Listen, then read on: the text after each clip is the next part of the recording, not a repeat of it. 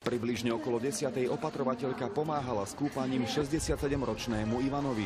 Šok prišiel, keď mu išla do skrinky po čisté veci. V taške mal pištol aj s nábojmi. Kde ste to mali? V ktorej skrinke?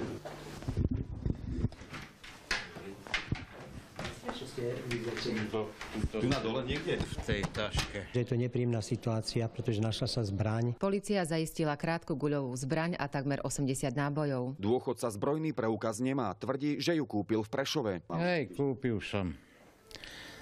Ale už dávno. To je kedy? Dávno. Tiež tak asi pred 10 rokmi. Na čo ste kupovali? Z frajeriny. Riaditeľ zariadenia nevie, ako a kedy si dôchodca pištol aj s nábojmi priniesol. Tvrdí, že keď ku ním pred 10 rokmi prišiel, zbraň pri sebe nemal. Jedná sa o ľudí, ktorí majú právnu spôsobilosť.